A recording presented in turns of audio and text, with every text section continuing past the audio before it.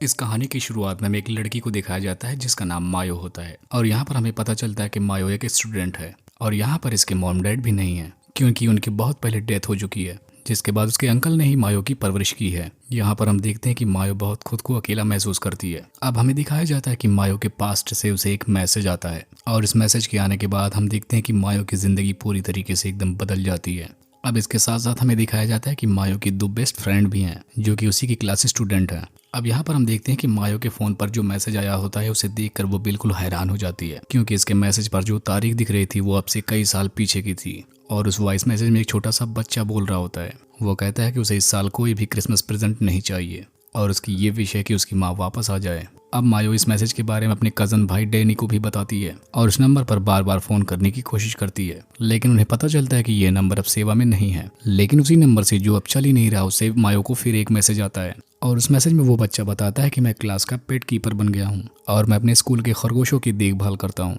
और एक बार वो उस मैसेज से फिर यही कहता है कि माँ तुम वापस कब आओगी, और उसे यहाँ पर कुछ भी समझ में नहीं आ रहा था। अब हम देखते हैं कि मायो को कुछ दिन बाद उस जगह का एड्रेस मिल जाता है जिस पर वो फोन कनेक्शन जुड़ा हुआ था। तब मायो अपने भाई डैनी के साथ उस एड्रेस पर जाने लगती है और जब वो उस घर के अंदर जाते हैं तो उन्हें पता चलता है कि इस घर में कोई नहीं रहता और ये घर पूरी तरीके से एकदम खाली है। और यहीं पर हम देखते हैं कि मायो की तबीयत थोड़ी खराब होने लग जाती है और ये लोग वापस उस घर से फिर बाहर निकल आते हैं। अब इसके बाद हम देखते हैं कि मायो को फिर से एक दिन एक वॉइस मेल फिर से आता है जिसमें वो बच्चा कह रहा होता है कि मुझे जिन खरगोशों को पालने के लिए दिया गया था वो अब मर चुके हैं। जिसके बाद स्कूल टीचर ने हमें उन खरगोशों को स्कूल के पीछे गाड़ देने को कहा और मैंने उन्हें ले जाकर स्कूल के पीछे गड़ा दिया। और उनकी टीचर उससे कहते हैं कि पूर्णिमा के दिन वो दोनों खरगोश और भी अच्छे बनकर वापस आ जाएंगे। अब हम वहीं पर देखते हैं कि मायो का बैग नीचे गिर जाता है और वहाँ पर एक लड़का जेम्स आकर उसका बैग उठाकर उसे देता है। तब मायो की फ्रेंड उसे उस लड़के से दूर रहने को कहती है। वो कहती है कि जेम्स कोई अच्छा लड़का नहीं है और उसके दूसरे स्टूडेंट्स के साथ झगड़े भी होते रहते हैं और ना ही वो पढ़ाई लिखाई में अच्छा है, इसीलिए उसे सेक्शन डी में रखा गया है। अब हम देखते हैं कि मायो जब अपने घर जा रही होती है तो वो देखती है कि जेम्स उसका पीछा कर रहा है। तब मायो उससे पूछती है कि आखिर तुम मेरा पीछा क्यों कर रहे हो।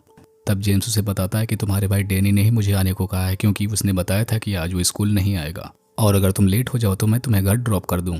अब इसके कुछ देर बाद ही हम देखते हैं कि ये दोनों घर पर पहुंच जाते हैं जहां पर मायो को भाई डैनी वहां पर उसका इंतजार कर रहा होता है और यहाँ पर जेम्स मायो को घर छोड़कर वापस चला जाता है। तब मायो अपने भाई से पूछती है कि जेम्स आखिर कैसा लड़का है, उसे तुम कैसे जानते हो।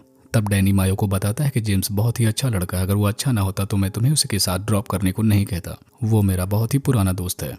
तब डैनी मायो से पूछता है कि क्या तुम्हें जेम्स पसंद है, जिस पर मायो कहती है कि ऐसा कुछ भी नहीं है और मायो उल्टा अपने भाई से कहती है कि वो एना पर ध्यान दे, वो कब तक उसे उम्मीद में रखेगा। दरअसल यहाँ पर हम जान पाते हैं कि एना मायो की बेस्ट फ्रेंड है जो कि उसके भाई डैनी को पसंद करती है, लेकिन डैनी ने अभी कुछ भी उसे रिस्पॉन्स नहीं दिया है। अब हम देखते हैं कि मायो के पास फिर से वही वॉइस मेल आता है जिसमें वो बच्चा बोल रहा होता है कि मैंने उस बिल्ली को पकड़ने के लिए एक ट्रैप बना रखा है, लेकिन उस ट्रैप में फंसकर वो बिल्ली मारी गई और मैंने उसे स्कूल के पीछे ही खरगोशों के साथ दफना दिया। और वो लिखता है कि जब पूर्णिमा आएगी तो ये सब लोग भी जिंदा हो जाएंगे, जिसके बाद बिल्ली उन खरगोशों से माफी मांग सकती है। और इसके कुछ देर बाद ही मायो को फिर से एक और वॉइस मेल मिल जाता है जिसमें वही बच्चा फिर से बोल रहा होता है और उसे बताता है कि मेरा नाम जेम्स है और अब मैं सोच रहा हूँ कि काश मेरी माँ भी मर जाए तो मैं उन्हें भी वहीं पर गड़ा दूँ, जिसके बाद पूर्णिमा के दिन वो एक अच्छी माँ बनकर वापस आ जाएं। इसके लिए मैंने खरगोशों और बिल्ली के बगल में एक और कब्र खोद दी है जो कि अपनी माँ के लिए, और माँ तुम जल्दी से पूर्णिमा के दिन वापस अच्छी माँ बनकर आ जाओ। अब हम देखते हैं कि डैनी और मायो जब नाश्ता कर रहे होते हैं तो डैनी अपनी बहन से पूछता है कि क्या तुम्हें जेम्स पसंद है।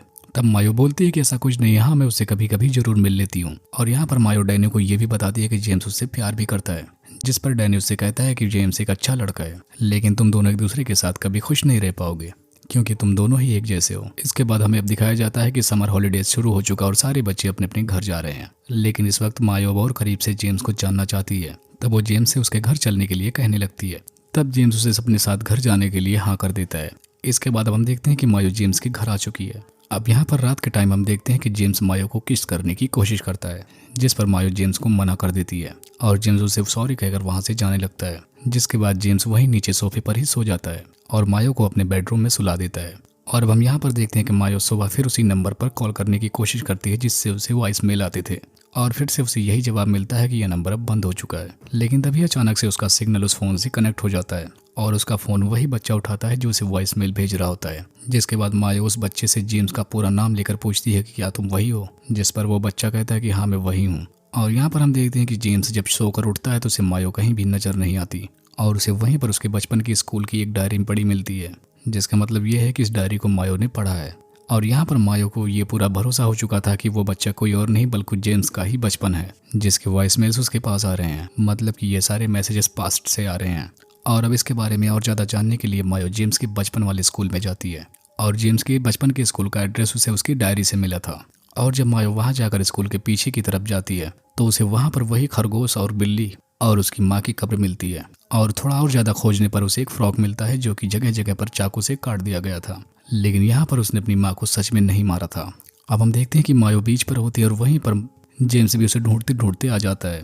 और यहाँ पर जेम्स मायो से पूछता है कि बिना बताए तुम क्यों यहाँ पर चली आई, लेकिन यहाँ पर मायो इसका कोई भी जवाब नहीं देती। अब हम देखते हैं कि मायो सो रही होती है और उसे एक सपना आता है जिसमें उसके डैड उसे गलत तरीके से टच कर रहे होते हैं और उसके साथ जबरदस्ती करना चाहते हैं।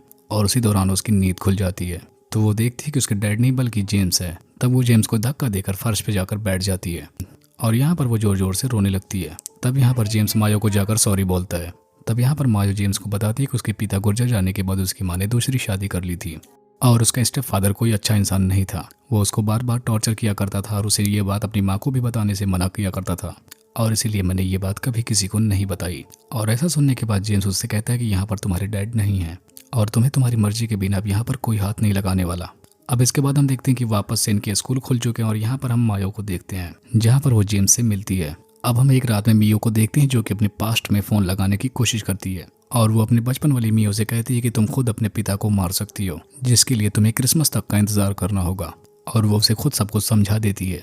और यहाँ पर अब हम बचपन वाली मियो को देखते हैं जो कि ठीक वैसे ही करती है। और जैसे ही यहाँ पर उसके पिता गलत नियत से उसके पास जाते हैं वैसे ही वो अपने पिता को चाकू से मारकर उन्हें जख्मी कर देती है। और अब हम यहाँ पर देखते हैं कि उसके बचपन के फादर के मरने के बाद मियो की प्रेजेंट जिंदगी में भी बहुत ज़्यादा बदलाव आ गए हैं और वो खुश रहने लगी है। जिसके बाद हम अगली सुबह देखते हैं कि सच में मियो एक अलग ही लड़की बन चुकी थी। और यहाँ पर हम देखते हैं कि जेम्स और मियो दोनों अपने घर के लिए ज़रूरत की सामान खरीदने लगते हैं। और यहाँ पर मियो एकदम से मस्ती करने लगी थी। और यहाँ पर हम देखते हैं कि जेम्स मियो को नेल पेंट भी लगाता है और मियो भी जेम्स के बाल को कलर करती है। और अब यहाँ पर मियो बहुत खुश होती है क्योंकि उसने उसका बचपन सुधार दिया था। इसके बाद हम देखते हैं कि जेम्स अपने एक दोस्त से मिलता है जो कि उन्हें विदेश भेजने में उनकी मदद कर सकता था। तब वो उन्हें एक नकली आईडी और पासपोर्ट देता है और उसे विदेश में एक नौकरी भी दिला देगा, लेकिन उसके लिए वो काफ़ी सारे पैसे मांगता है क्योंकि उसे वो सारा पैसा उसे आदमी को देना पड़ेगा जो विदेश में इनकी हेल्प करेगा। तब यहाँ पर हम देखते हैं कि जेम्स अपनी माँ से मिलता है जहाँ पर वो अपनी मॉम से बहुत सारे पैसों को मांगता है। वो अपनी माँ से कहता है कि मुझे 1 मिलियन यंग्स की ज़रूरत है और अगर मुझे आप इतने पैसे दे दोगे तो मैं अपनी शक्ल तुम्हें कभी नहीं दिखाऊंगा क्योंकि मैं इसके बाद विदेश चला जाऊंगा। और हम देखते हैं कि जेम्स मियो के लिए कुछ पटाखे लेकर आता है जिन्हें वो अपनी बालकनी में जलाते हैं क्योंकि मियो को पटाखे जलाना बहुत पसंद थे। तब मियो यहाँ पर जेम्स से कहती है कि वो हमेशा उसके साथ रहेगी और उसका साथ देगी। और यहाँ पर वो जेम्स से भी वादा मांगती है कि वो उसे कभी छोड़कर नहीं जाएगा। तब जेम्स भी उससे ये वादा कर देता है।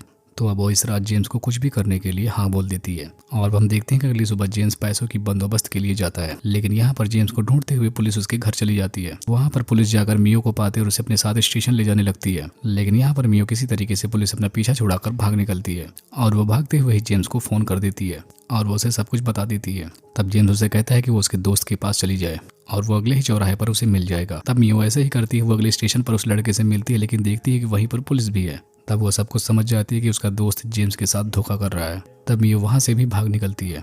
वहीं पर दूसरी तरफ हमें दिखाया जाता है कि जेम्स जो अपनी माँ से पैसे मांगने गया था वो जमीन पर गिरा पड़ा हुआ है और यहाँ पर बस वो माँ को ही बुला रहा होता है। और हम देखते हैं कि एक जगह पर जेम्स की लाश मिलती है और वहाँ पर भीड़ देखकर मियो भी वहाँ पर आ जाती है।